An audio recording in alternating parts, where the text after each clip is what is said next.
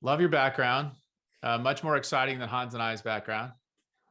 Although Hans is real life, so I appreciate that. That's true. That's true. Good to see you, Irving. Always good to have you on. Yeah, I'm excited to do this. I got the powerhouse duo of both Hans Of GGV. So Irving, one of the things we always love to share with folks is your story as a founder and sort of what led you to where you are today. Could you give us a little bit of perspective there and tell us a little about how you came to create Bowery? Yeah, and we can go as deep or not into that story as you want, but I think in many ways I've been preparing for this since I was a very, very young kid. I mean, I wanted to be an entrepreneur before I knew what it meant or how to spell it. I was 8, 9, 10 years old, dragging my little brother behind me into every little hustle I could possibly get into. My snow shoveling business, our leaf raking business. We'd flyer the neighborhood, and we convinced my parents, who were very lucky, to buy us a snowblower, and we would pay back the snowblower with our proceeds from our clients that we had. And clearly, my little brother did the shoveling, and I ran the snowblower. But this was sort of always a trajectory I was on. So anybody who knows me from when I was young would say, of course, this is the seat you're sitting in and what you're doing. Maybe not as a farmer, but very much as an entrepreneur. And so I graduated school, and, like a naive 21-year-old kid, I said, oh, how do you go learn business? And cause I had a liberal arts education. I was an English major. And so I said, well, go to Wall Street. And so I went to Wall Street and I worked in an investment bank. But what I did was I wanted to work on the kind of projects that eventually I wanted to be a part of. So I helped companies raise late stage capital, Series C, D, E rounds of capital, which was lead gen for the bank. And for me, it was working with the kind of teams and companies that I wanted to build and be a part of. So it was a great experience. But I sort of knew that was not my destiny. And from there, have spent almost 20 years building and working within the New York City tech ecosystem. And it's been actually really interesting. I think it's hard to believe it's been that long. And it's amazing to think how far that ecosystem has actually come from, kind of early to mid 2000s. Amazing. Yeah, unbelievable. And so when I first got started, I did a bit of venture investing with a couple of folks to start, but wanted to jump onto the operations side. And at the time, I mean, tech in New York was pretty nascent. There was sort of seamless web, DoubleClick. Right. Scott Heiferman had Rocket Board. I mean, there was not a lot happening. And so I went and joined Clear Channel, the biggest radio group in the world. Mm-hmm. And I was part of a small team that was responsible for figuring out digital for this big old school radio company. And I ran a division there. And while I was there, the iPhone comes out and this idea of the App Store emerges. And myself and a couple of other folks saw an opportunity to leverage this incredible content network we had and this new notion of an app. And we ended up building iHeartRadio. And so we launched and ran iHeartRadio, which, I can't claim the credit for what it has become now. I mean, it's unbelievable to me, how much of a force it is now in that world. Right. And it's such an interesting opportunity. It was a really cool project. And honestly, like if you wanted to be an entrepreneur and work inside of an organization, staying there and working on that would have been incredible. But I knew building something of my own was really where I wanted to be. And so I started my first company, business called CrowdTwist, which was in the enterprise software space. It was focused on loyalty and analytics. And we raised over $20 million in venture. I mean, I sort of laugh now. Our Series A was $6 million. And we were in the very first Techstars class in New York City. And I remember we raised this $6 million Series A and people were like, oh my God. It's a lot of money. Like, we've made it. And so I say to people, I don't even think a $6 million seed round makes the ticker at this point. So it was just a different time. And it was a really interesting journey in terms of we started focused on entertainment. We ultimately developed the business to be focused on brands, primarily in CPG and retail and financial services. We work with folks like L'Oreal and Pepsi and Procter & Gamble and Nestle and American Express. And about 6 years in, I sort of looked out and said, I didn't want to spend the next 10 years of my life in enterprise loyalty. And I think one of the things you learn as an entrepreneur is what you're building is as important as the building itself. Right. Because at some point, the creation of the culture and the building and the development of the team, like it becomes sort of saturated and sort of intertwined with the actual mission of the company. And if you don't have that passion and excitement for the mission in the company, it becomes sort of increasingly more challenging. Yeah, you gotta want to do it every day. Yeah. And so I wanted to work on something that I had a huge personal passion for. And also it was really important to me to work on a problem that mattered much more broadly than for just the folks on my cap table.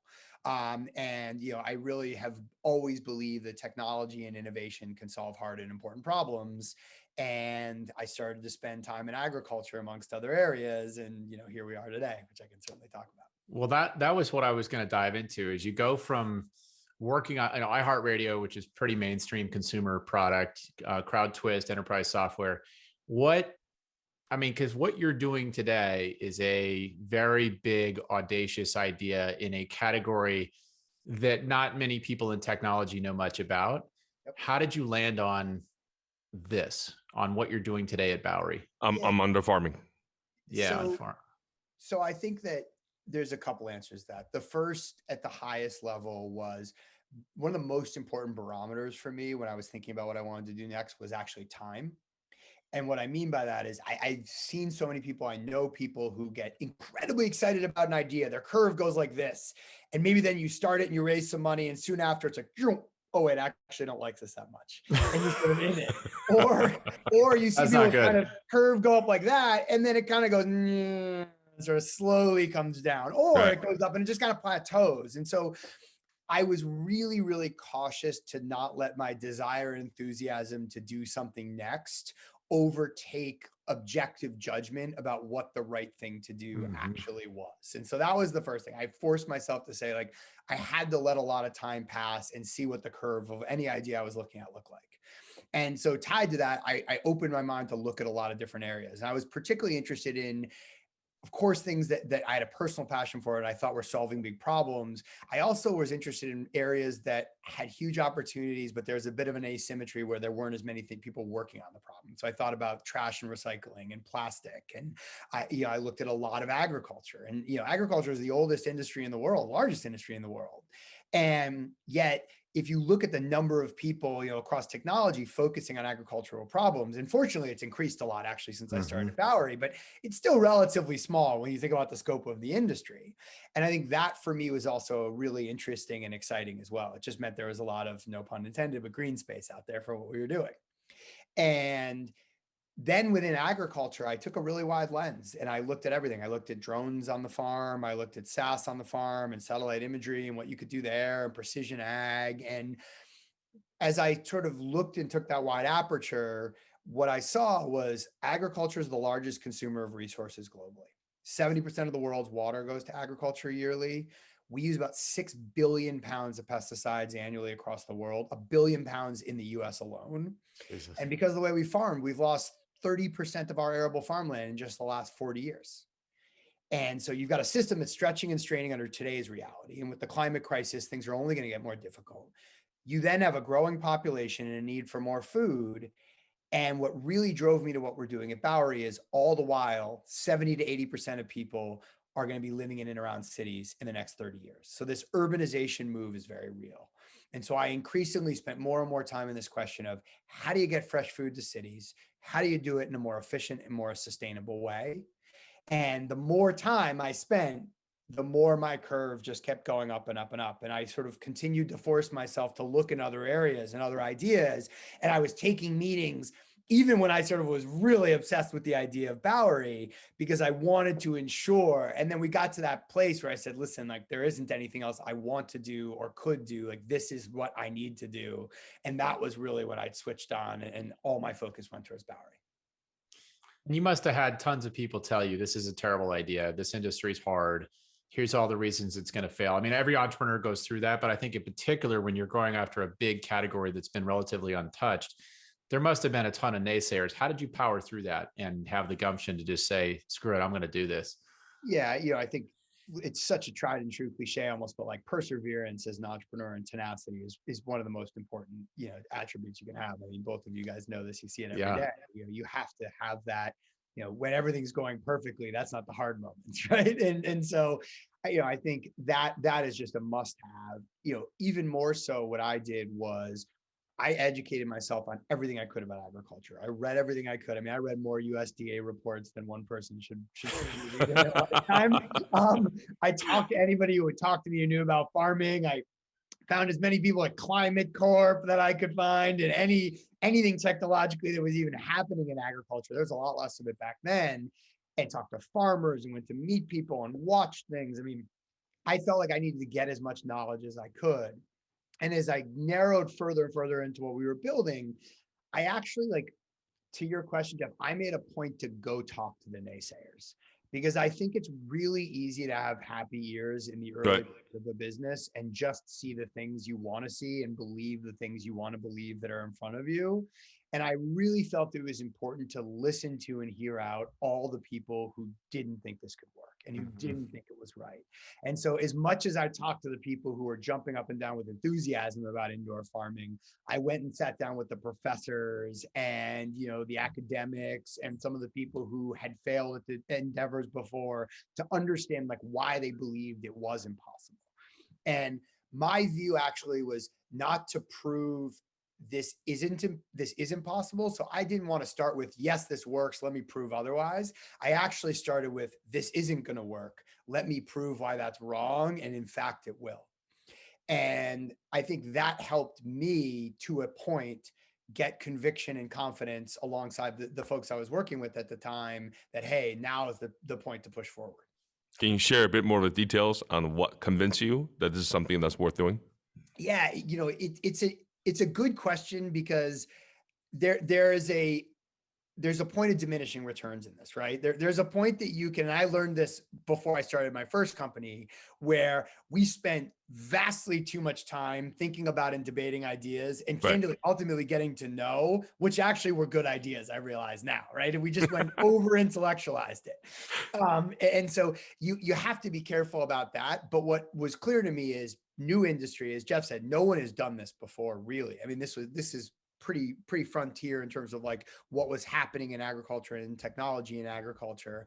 And I wanted to understand like why economically would this work? Like my bar, Hans, was, how does the unit economics of this business work? Because what's interesting is, if you're building an enterprise software company, nobody's going to look and ask you, well, are you sure you can make money in enterprise software? Like, I think everybody sort of knows those business models work. The question is, does anybody want to buy the software you have? Right. This is a completely opposite question, right? Like, nobody's curious of, do people want to buy better, high quality, fresher, more sustainably grown produce? Like, the answer is the market is absolutely enormous here. Yeah. The question was, can you what price? can you produce it in a way that makes money? Right. And so we spent an enormous amount of time understanding the drivers of unit economics as best we could, and actually taking a first principle look at this. And what I mean by that is, I had no horse in the race when it came to how to go attack this problem. And so I said to myself, is there a scalable way to do this? And scalable to me meant large volumes of crops, a wide variety of crops at consistent high quality, and at a price point that opens up a large market. And we looked at greenhouse technology, we looked at aeroponics and aquaponics and container farming and different hydroponic setups. I mean, and we were open to anything, including the fact that the answer was, hey, there's not a good answer here, because I'd rather find that out before I raised $1 and committed my life to it. And so we built systems. We tried to understand, you know, labor implications, growth implications, yield implications of everything we were doing. And we eventually got to that point of diminishing returns where it became clear, you know, 6 more months of research here isn't going to yield 6 more months of equivalent value. The next step is we actually have to go build a farm and start doing it. And that was where the switch flipped, because you're never going to get, and this is, I think, an important part of the entrepreneurial journey, to 100% clarity and conviction. And if you do, then you're not asking a hard enough set of questions. You have to always jump off a cliff when you're starting something. There is no avoiding that part of the journey. Yeah, well, that's true for sure. I remember when Jeff first introduced you to me and Robin, I was extremely impressed by how enthusiastic and persistent you are at knowing and thinking that this is a solvable problem, and through enough perseverance and talent that you can get to the finish line. And for those of us who did some work in the sector, we also thought it was possible, given how cheap LED lights have become, to make it possible today versus 10, 20 years ago when people first tried this. just kind of walk through like how were you able to convince investors, so many of them, to be able to willing to take this journey with you early on? Yeah. And before you go there, Irving, I would just add, when you and I first met, which was, I think, over a glass of wine and maybe a game of dice on a fishing trip. I remember you telling me, and Hans and Robin had been spending time looking at this space, and you, in 3 minutes, described to me why you were doing it, how big the opportunity was, and why it was possible. And I remember talking to Hans, and I said, look, I don't know enough about this space to know whether this is actually possible, but if it is, this is the guy's guy gonna that's going to figure make it out. work. And I think that's a very special capability that you have. And I think to Hans's question, if there's anything you could do to share with our audience, is there anything you learned along the way? Because you have a very unique ability. They always call it the elevator speech, in a very short period of time, to help somebody understand why what you're doing is so compelling. And then you have like the layers of depth to describe why it's possible for you to achieve it. That's hard to do as an entrepreneur.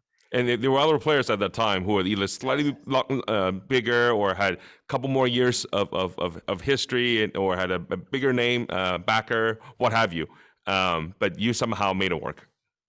Yeah, there's a lot in there. I think, to what Hans just said, I am not a believer actually in the first mover advantage when all is said and done. In fact, I think most frequently first mover advantage doesn't end up yielding a winner.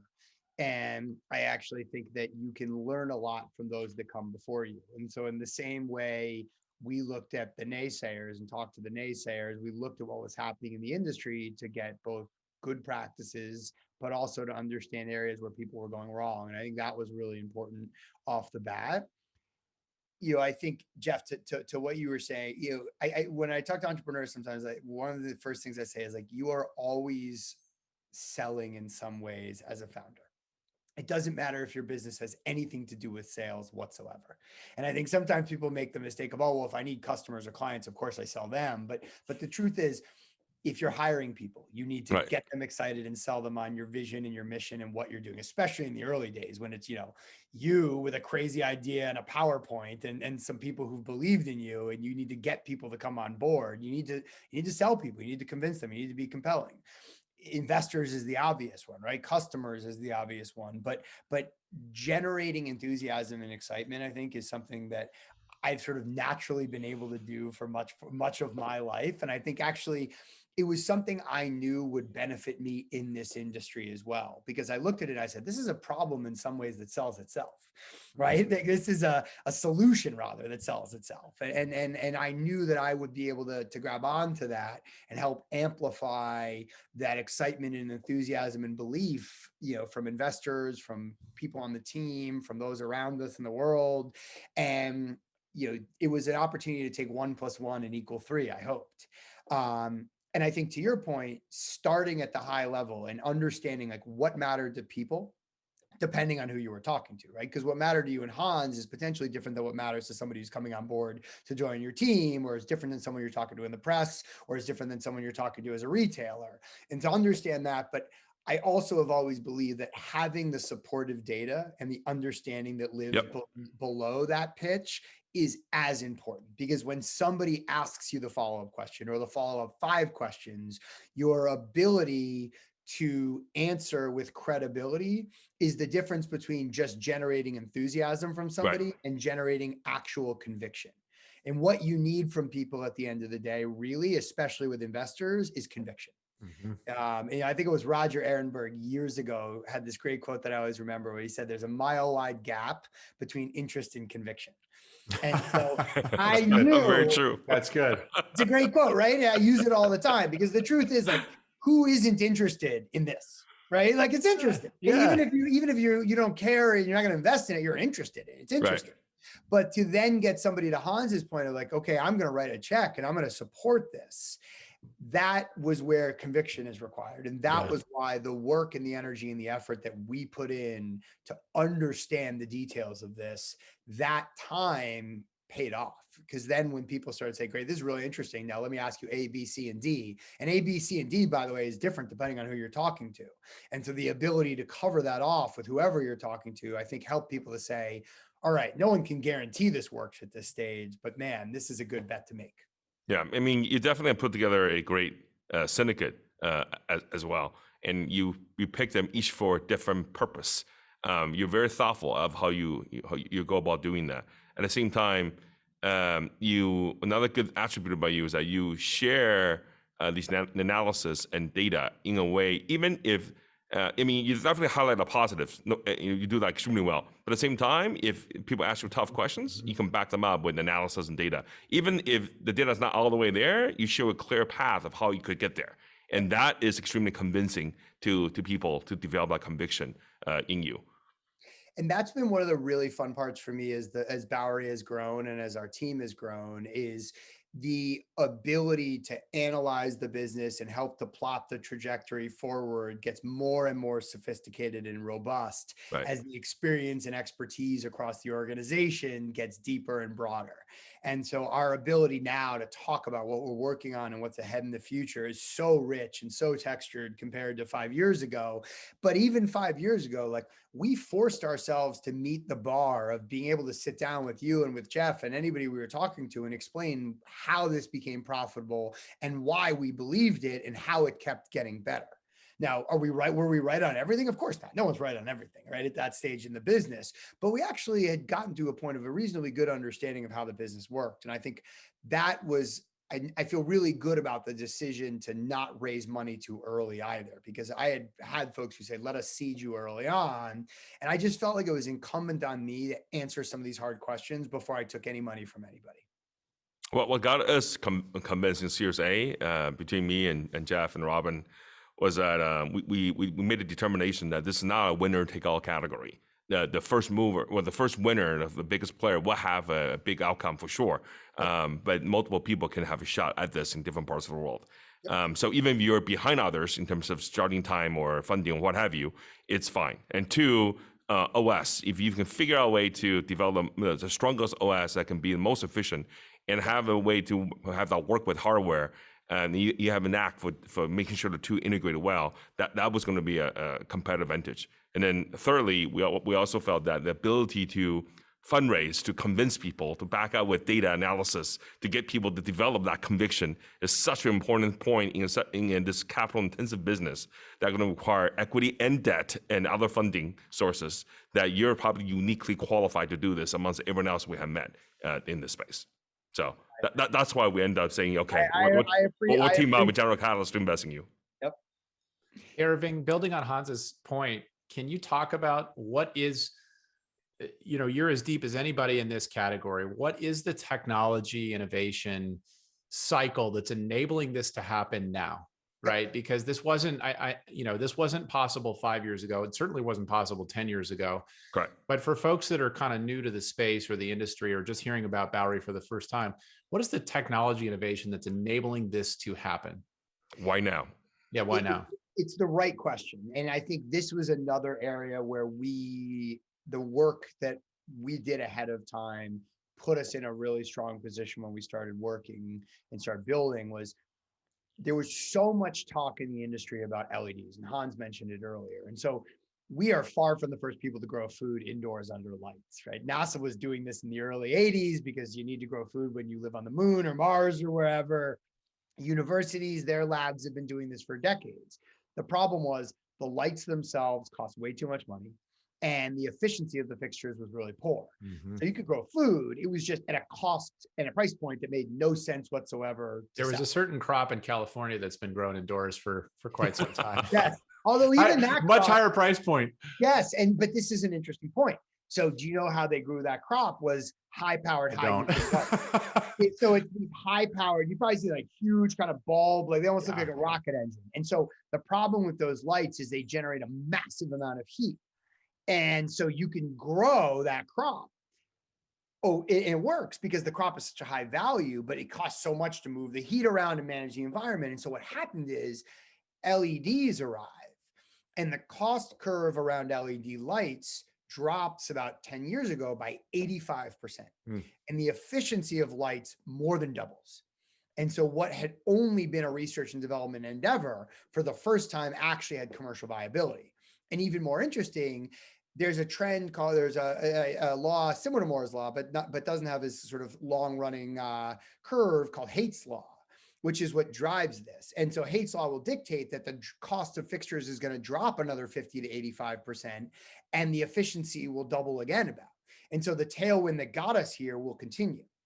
Now, what I realized though, and this was important for Bowery and it's critical to what we built today, is the trend around LEDs made indoor farming viable, but it didn't make it scalable. And scalable, back to where we said, was large volumes of crops, large varieties of crops, consistently, and a low price point that opens up the market. And to do that, it was obvious we needed to leverage innovation around robotics and automation, Right. innovation in sensors and controls, computer vision, and then AI in general. And you put that together, and that plus the trend around LEDs really helped shape what is agriculture going to look like in the next 100+ years. And so now to tie it together to what we do, so which is the question you sort of asked, is we build smart indoor farms, large warehouse scale farms where we locate them close to the cities that we serve. And so we stack our crops, and you can see behind me, from the floor to the ceiling, and we grow under lights that mimic the spectrum of the sun. And because we grow in this controlled, contained environment, we can grow 365 days of the year, independent of weather and seasonality. So it's reliable, consistent supply of high quality produce year round. But what's amazing about it is we grow completely pesticide-free, completely agrochemical-free food. No herbicides, no fungicides, no insecticides. And whereas in the field, if you do that, your quality suffers and your yield gets decimated. Our product is what produce is meant to taste like and used to taste like. And we're over 100 times plus more productive than a square foot of farmland. And we use a small fraction of water when we grow. Tied to that is a substantial amount of robotics and automation inside of our farms. We've automated the entire process from seed to store at this point. And the other part of this that powers it, and Hans was talking about this earlier, is the Bowery operating system. And so the Bowery operating system is a proprietary software and hardware system. It's our computer vision and our AI, which not only drives the optimization of our crops, but it actually drives all of this work management and all the supply chain across all of Bowery. And it is the brains of our entire farm and our entire operation. And it's what allows us to essentially build a distributed network of farms. Every farm we build benefits from the network before it. That farm too contributes data into the network. And then that network becomes more and more powerful as we grow and scale. Right. This is our next point with respect to team. I mean, not only good at fundraising, you're extremely amazing at recruiting top talent, whether it's in food science or consumer products, packaging, even in hardware robotics. Kind of walk through how you're able to convince some of the most important leaders of their own category to end up joining you to do this. Yeah, I think in some ways it goes back to the question that Jeff was asking earlier, which is, there's one part of this, like I always say, we have an unfair advantage at Bowery, which is we have an enormous economic opportunity in front of us in the company. We have an incredibly important social problem that we're solving. And at the same time, we have a really complex and interesting set of problems that we work on every day. And it's actually really hard to find a company that truly has all three of those things organically put together. And that just brings great people to the company. And the truth is, from the most senior levels in the organization all the way down to our most junior people, like the talent and the caliber of people at Bowery just blows me away every single day. It's my favorite part of working here, without a question. I mean, it's just unbelievable people every day coming together to solve an important problem. I think more specifically to the question on the executive side, I learned a lot about executive recruiting over my time, doing it right, doing it wrong. And, these hires that you make early on and the people you bring into your organization early on have an outsized impact in your ultimate success and trajectory. And so I invested a lot of time and a lot of energy into every single process for each person that we hired. And I made sure that they got to know me. They understood how I thought about the business. They understood what we were building. I understood what they wanted out of their next move, what they were excited about. I was very clear to them about what they'd be building and doing here and what they wouldn't be building and doing here, because I think you always want to be as transparent and clear with people as possible, because they're coming anyways. They're going to know what's going on when they get here. So You might as well give them a heads up regardless.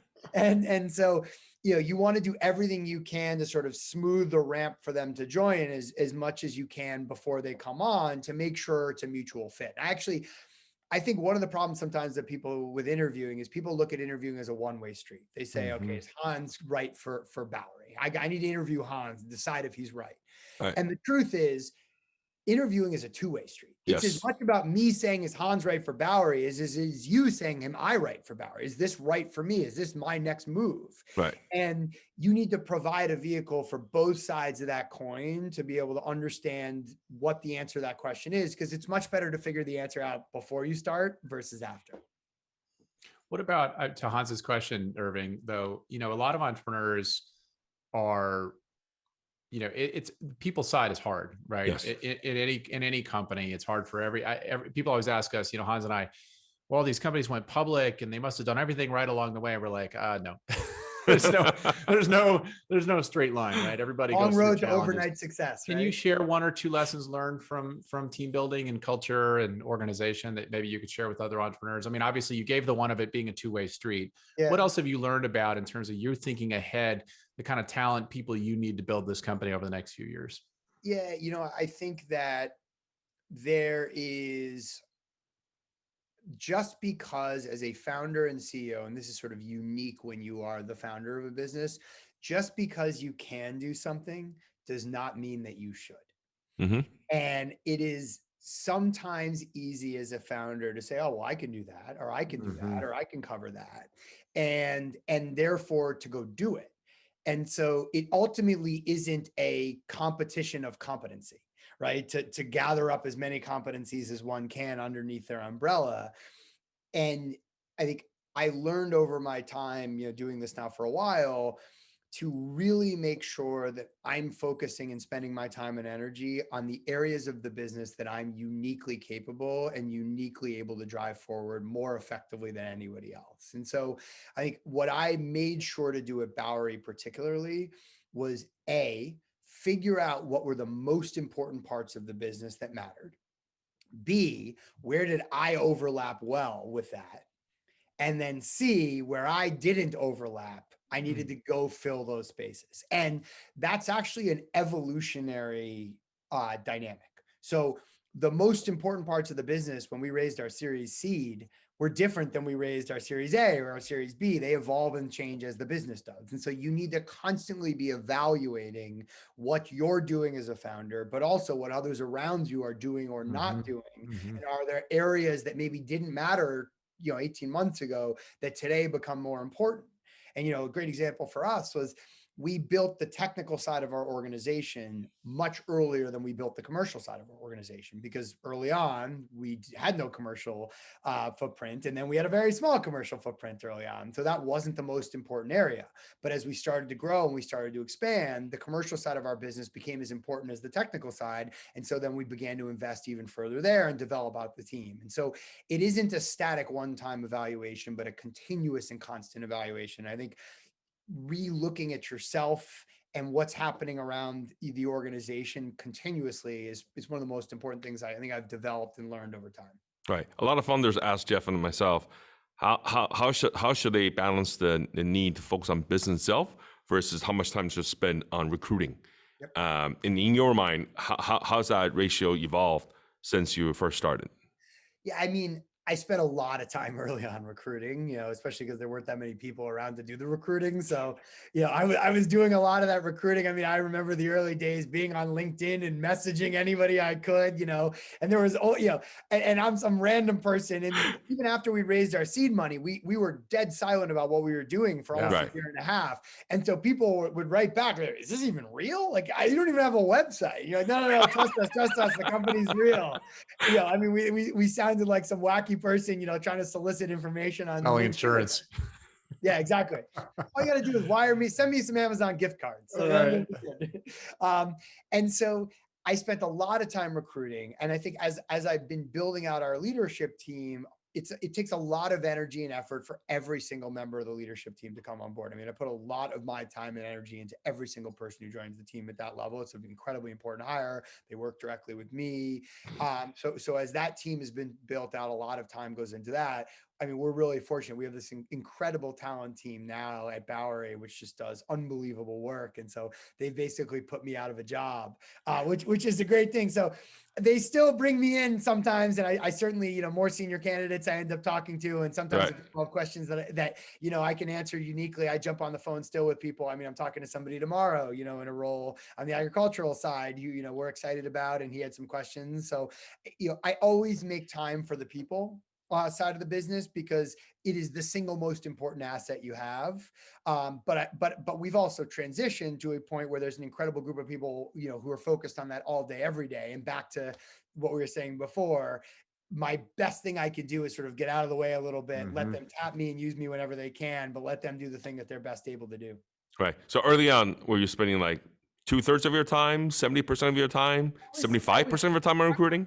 It was at least 50%. I mean, probably even 75% in the earliest days. Right. And it probably, earliest days, like seed stage, it was 75% plus, right? And then probably get to the Series A, and it probably becomes more of a 50-50 balance. And I think that pendulum starts to move, probably even more, 25-75, recruiting the business. And now it depends on sort of where we are on what's going on, but more of my time now is focused on the business in other areas. And I'm more focused when I am doing the recruiting side. Hey, so let me ask you a fun question, Irving, and I know Hans has his theory here, but like, what happens in this industry over the next 5 to 10 years? And obviously there's Bowery, as you mentioned, it's not a zero-sum game. There will be other players, but really what you're talking about is a pretty revolutionary change in the way we grow and distribute food in our country, and probably other countries as well. Right. Just talk a little bit, if we sort of dare to dream. Obviously Bowery is successful as part of this equation, but what happens to our food supply, and what are the benefits to the country as this takes hold over the next 5 to 10 years? Yeah, so I think there's a bunch of answers to that question. I think at the food supply level, kind of irrespective of indoor farming, what you are going to see, and I think particularly coming out of COVID, is a greater focus on regional resiliency of food supply. I think for the first time over the course of the last year, particularly, a year ago, we all remember when, there was just image after image of store shelves empty, farmers plowing under fields. And, we have a supply chain that in some ways we've taken for granted in this country, right? You go to a grocery store, no matter what time of year, and whatever you want is there. Even though most of them come from California. Or you don't think about it. Or Argentina, or I mean, we import, over 35% of our vegetables, right? And almost 50% of our fruit. And so, even this, while a lot's being grown in this country, we import a lot of it. But because why? The fundamental driver, and this is what makes what we do at Bowery so powerful, the entire driver of the supply chain is the reality that only certain crops grow at certain times of the year in certain places. And so an entire supply chain is built around that point. Yep. We have completely changed that paradigm, because we can grow crops anywhere all year round, reliably, consistently, and more safely. And so that allows us to reinvent a supply chain that is safer, that's simpler, that's more sustainable, and it's ultimately more profitable, because we control and also closer to the end user. That's right. That's right. Yep. So our product is a day or two old versus weeks or months of time when it shows up. And so that resiliency in local supply chain, again, beyond indoor farming, I think you're going to see that as parts of the country or different parts of the world start to look and say, I can't be leveraged to or dependent on other parts of the world, other countries, other parts of this country to ensure that I get the food that I need. And so I think that's going to come out of this no matter what. When it comes specifically to what we're building at Bowery, we are immensely excited, not just about what we're doing today, but I think even more about what we're going to do next, which is both expansion, not only across the US, but ultimately across the world, but also expansion in the products we're growing. I mean, we have a world-class research and development and R&D team, an agricultural science team. We just opened a new farm called Farm X, which is about a 300% increase in capacity for R&D and innovation. And we have grown hundreds of varieties of crops, well outside of leafy greens and herbs. So we're growing strawberries, we're growing tomatoes and cucumbers and peppers, we're growing root vegetables and tubers. And so you are going to see not only Bowery farms in more and more cities in the US, but you're going to see Bowery farms in other parts of the world. And you're going to see Bowery products take up a larger and larger component of the produce aisle. I think the mistake people often make is they say, well, the only thing you can grow in indoor farming is leafy greens and herbs. And that would be like, and I know he's a controversial figure at times, but telling Elon Musk the only car that Tesla could make would be the incredibly expensive Tesla Roadster a decade ago. And here we are today. Right. Technology, you know, Bill Gates has a great quote. He says, we often are over confident in what we can do in a year, but drastically underestimate what we'll do in 10 years. That's right. And I think technology has an interesting way of surprising us. And we're really excited about the crops that are in front of us, the expansion and the opportunity for more and more food to be grown indoors, close to the point of consumption. Not all the food. This isn't a zero-sum game, as you said, Jeff. People love to say to me, particularly on the in sort of the investing side, oh, well, you're going to replace all farming. You know, of course not.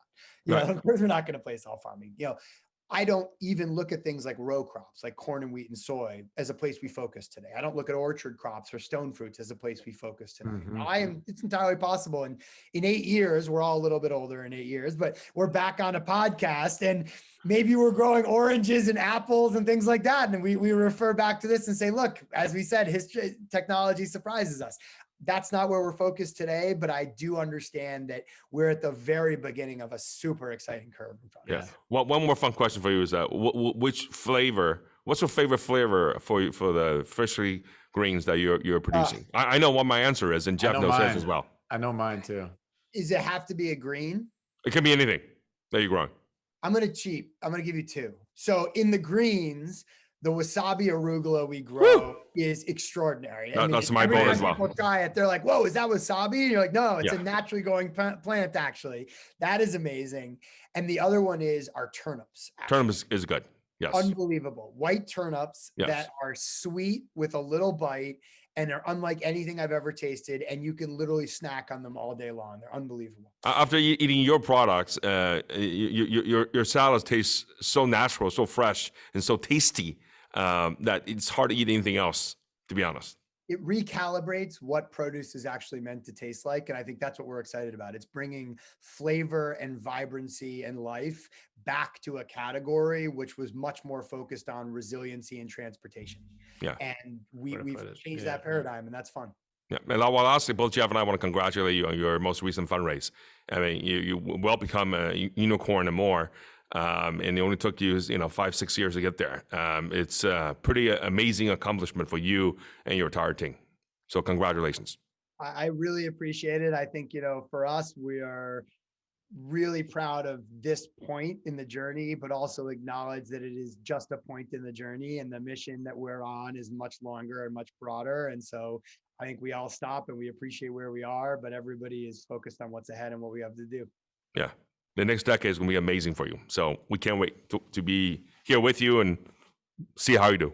Yeah, we're Irving. I think we're both Hans and I are really happy for you personally, as well as the team. And we're just thankful for being along for the ride. And then I think when I hear you describe the vision, I'm excited for where we go overall, right? I mean, just like as a country, being able to leverage technology in the food supply chain is just so important to the long-term viability. It's a pretty cool vision, and pretty cool that you guys are, pioneering so much of what is going to be mainstream in a decade. That's a pretty cool thought. I regularly, even on the hardest days, feel incredibly fortunate that we get to build what we're building here at Bowey. We are really lucky to be able to do this. And as you know, Robin just had her second baby a few days ago, earlier. And if she could be here, she will be so thrilled and happy for you as well. You guys have been fantastic supporters. We are fortunate to be able to work with both of you and everybody else at GGV. And so thank you guys for everything you do. And it's been a lot of fun working with you guys, and the best is still yet to come. The best yet to come. Thank you for your time. Thanks, Irving.